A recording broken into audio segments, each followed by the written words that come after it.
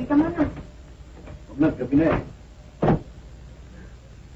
Kaya nga pala, wala ka na bang magawang ibang paraan para mapalayas ng bagong dispat sa bahay niyo? Bakit? Alam mo, may naisip ako magandang paraan. Anong paraan? Ang totoo sa gabal na sa akin ang nilitan mo. Ganito.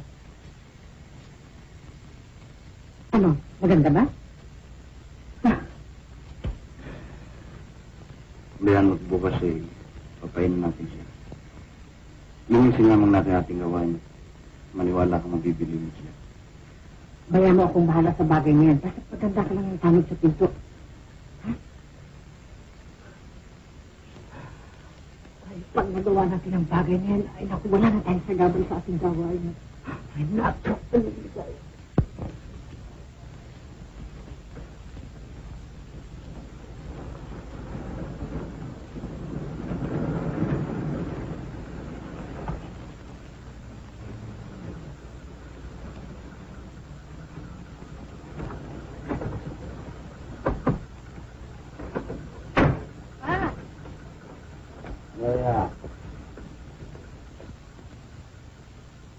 Ayun na, walang hiya.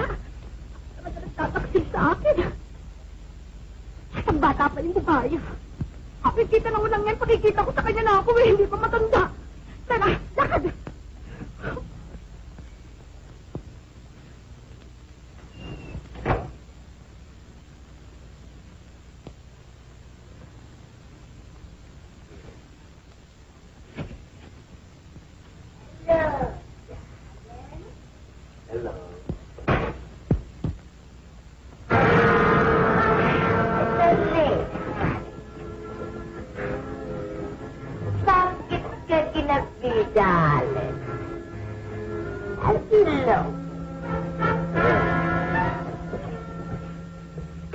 Bakit ka umaray? Masakit sa mata. May magpasyal ka sa luneta niya, mapagkakamalang pagbakla niya na. Pero para sa mga teenager lang yan, hombre po Diyos na tao ito. May edad ka na. Gano'n na. Kaya pala tilad na tilad pa ang mga mata ko, pinapalitan mo na ako marangya. Ha? Ngayon mo sinungaling itong preso nito, ngayon ba kakailangan pa na bibigyan mo pa ng isang bongga sa ketong tingin yung pala sa mo? Hala, kakailangan pa? Kaya mas-tigil ka na ng kaulunan mo yan. Pwede pa na ulit tatapos na suliranin natin sa ating mga tindahan eh. Sinadagdagan mo pa ng pagbisita. Pero bisit!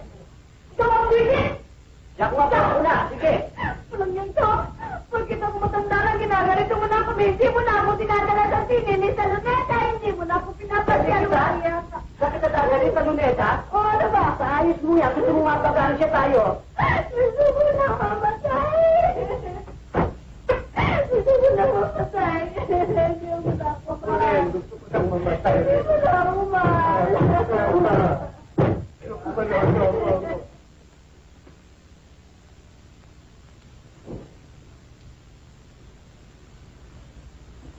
Maganda gumamit ng mapait ko.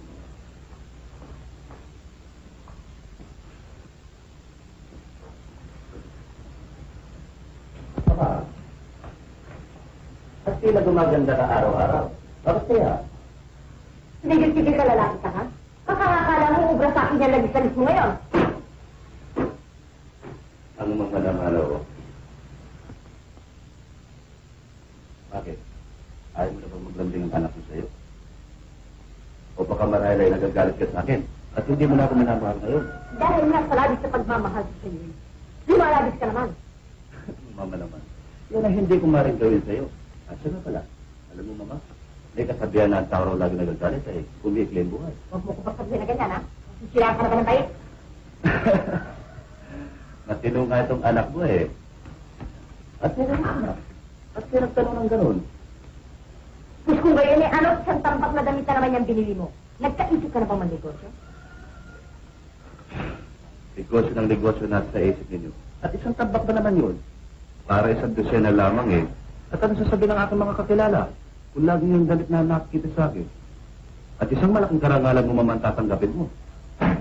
Karangalan ng pagtatapon ng salapian sa bibig mo. Huwag mo sabihin sa akin kailangan mo mga damit na yan. Isang bodega pa dyan ang damit mo. Ang sabihin naman, naloloko ka kung sinong tindera dyan na ibig mong magpasikat, hindi ba? Mama, kailan man ang anak mo hindi nababaliw sa babae? Huwag mo akong papaniwala ng ganyan, Edna. Ang ibig kong magtapat ka sa akin. Sinong babae yan? Talagang wala, o. Yan, Pexman, o. Mabuti kung gayon. May pagkakataong pa ang babaeng napili ko para sa'yo. Para sa akin? Oo. Anong palagay ninyo sa akin? Isang binabae? Kaya niyo akong manap ng babae kakasamahin ko sa aking buhay. Dahil, wala na makaibig sa akin, hindi ko na ang tulong ninyo. Huwag kang lumoko-loko. Ang babaeng napili ko ay iba. At magugustuhan mo rin siya. O sige, ipakita ninyo sa akin at bahalan tayo mag-usap. Makikita mo rin siya. Hindi magtatagal at aanyayahan ko siya dito sa atin. Kayong bahala. Maaari na ba akong makalis? At saan ka na naman pupunta? Baka hindi na ako makaiwas sa babae na pili ninyo para sa akin. Ay sasamantalay ko naman itong nalalabing araw ng aking kalayaan.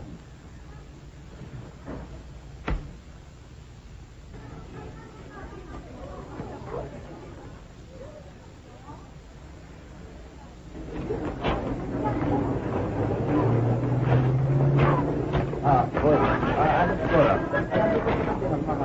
Salamat, ha?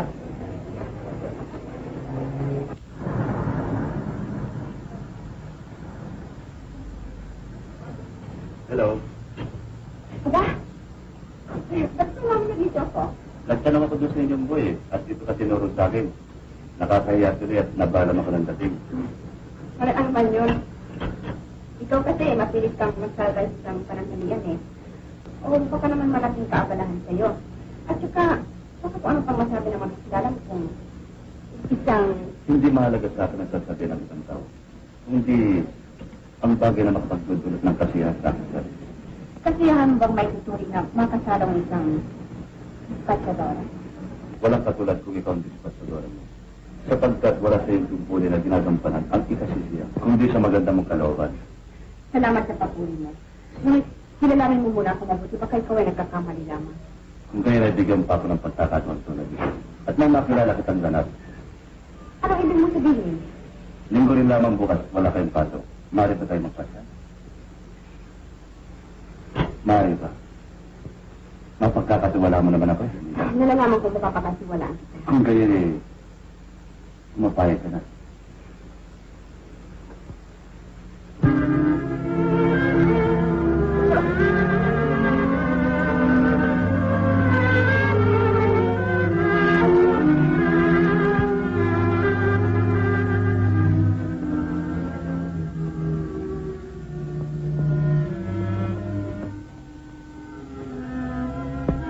Allow me.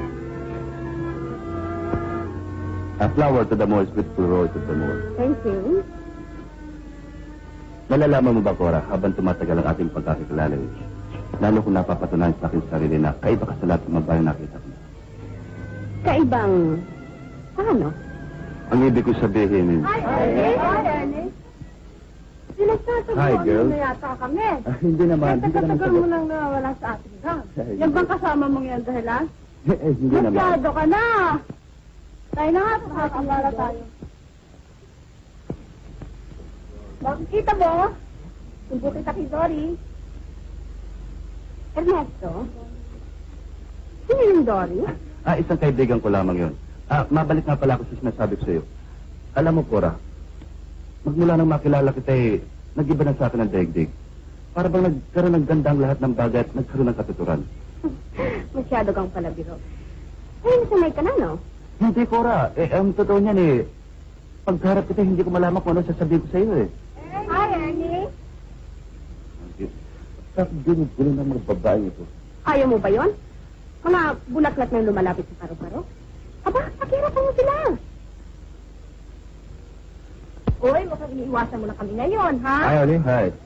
Yung ba? Nakita mo mukhang pikado-pikado dahil sa pagkakapasok natin ng wala sa oras?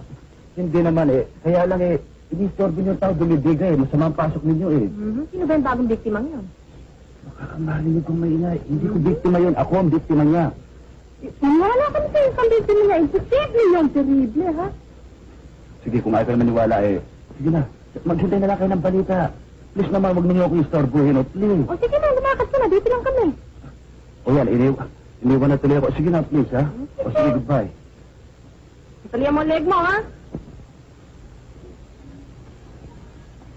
Akala ko, iniwan mo na akong talaga eh. Hindi tutuloy ang tibok ng puso ko.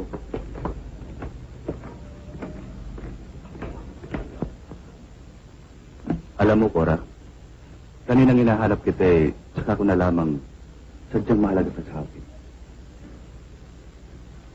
Nalalaman mo bang kapag hindi kita nakikita eh, nawawalan ako ng sigla? Maging ang sikat ng araw ay hindi ko nadadama. Tinatanong ko ang aking sarili, ngunit walang may sagot ang aking puso kundi ang larawan mo, Cora. Hindi ka ba nagbibilang ng bituin sa katanghalian? Huwag mo sanang biruin ang isang damdamin ngayon ko lamang nadama, Cora. Lagi kitang hinahanap-hanap. At kapag hindi kita nakikita sa loob ng maghapon ay parang walang kabulan sa akin ang buhay. Baka kung ano na yan.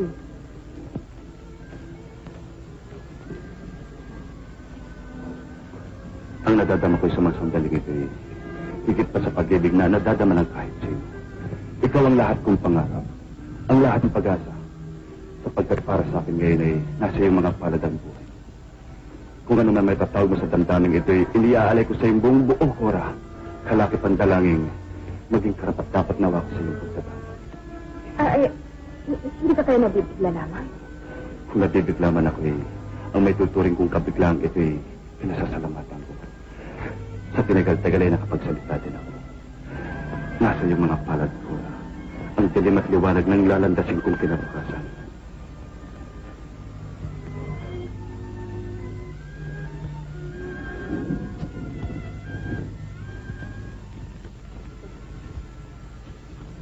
Nalalaman mo. Na makita ka, puso ko'y di patahimik. Ngayon lang ako naniwala, lihim kita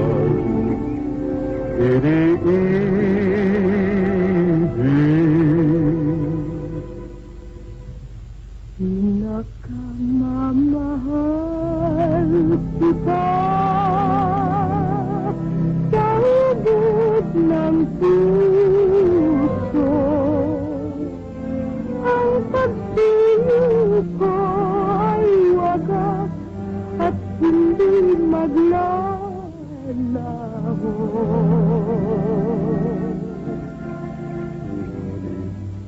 Kapag ikaw ay nagtantong kung saan at sa harulong patay na rin ang pag-ibig ko kailan pa man. Nakamamahal kita nang higit sa aking buhay. Ngalan ng gabi at araw ay laging dinarasal. Ang isang saglit asilayan, katumbas na rin ng 1,000 taon na pawang kalungkot.